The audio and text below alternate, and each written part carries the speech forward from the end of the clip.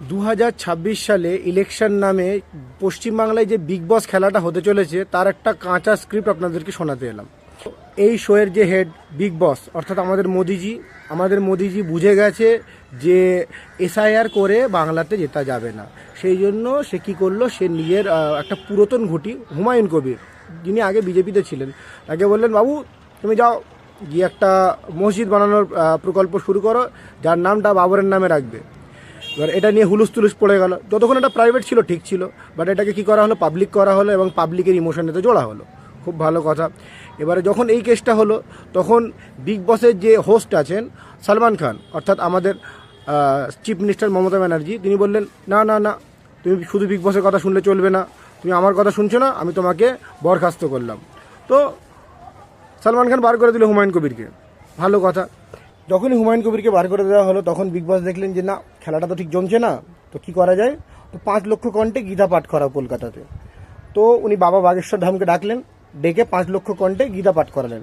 দেখবেন যত ইলেকশন এগিয়ে আসবে তত উভয় পক্ষেরই ধার্মিক অনুষ্ঠান বেড়ে যাবে। এ একটা ধার্মিক অনুষ্ঠান করবে তো সে একটা ধার্মিক অনুষ্ঠান করবে, ঠিক আছে। তো এইভাবে খেলাটা এগোতে থাকবে।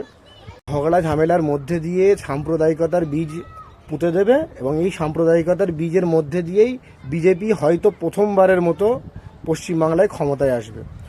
আর পশ্চিমবাংলাবাসী এটা হয়তো ভুলে যাচ্ছে যে ম্যাক্সিমাম বিজেপি শাসিত রাজ্য যেগুলো আছে সেখানে কিন্তু বাঙালিদের খুব একটা পছন্দ করা হয় না। মানে ধর্মের কথা বাদ দিন, ইরেসপেক্টিভ অফ রিলিজিয়ন, কিন্তু বাঙালিদের খুব একটা পছন্দ করে না। আমরা রিসেন্টলি নিউজে দেখছি উড়িষ্যার বিভিন্ন জায়গায় বাংলা বলার জন্য মারধর থেকে শুরু করে তাদের বাড়িও জ্বালিয়ে দেওয়া হয়েছে। তো এটা একটু মাথায় রাখা দরকার।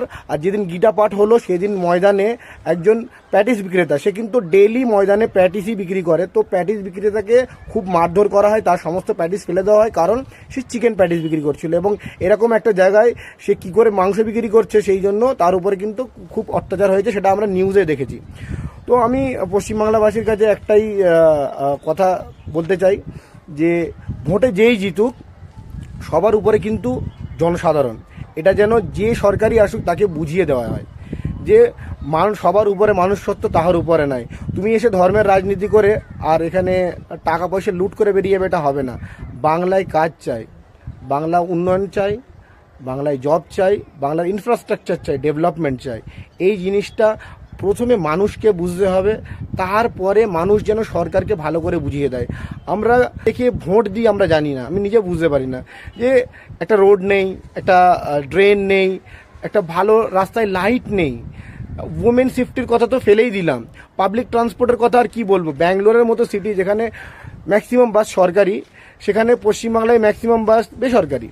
ব্যাঙ্গালোরে আপনি মনে করবেন পাস টিকিট কিনতে পারবেন, মানে বাসের ধরুন 70 টাকা পাস, 70 টাকা পাস কিনে আপনি সারা দিন ব্যাঙ্গালোরে যে কোনো সরকারি বাসে ঘুরতে পারবেন, যে কোনো একটা ছেড়ে আরেকটা। কিন্তু বাংলায় আপনি সেটা পারবেন না। আমি জানি বাংলার লিভিং কস্ট অনেক কম, তারপরেও একটা ইনফ্রাস্ট্রাকচারের তো দরকার আছে। লিভিং কস্ট কম হলেই তো হয় না। যদি লিভিং কস্ট কম হলেই সব হতো তাহলে বাংলা থেকে দলে দলে লোক ব্যাঙ্গালোর চলে যেত না। ভালো থাকবেন, ভালো থাকবেন।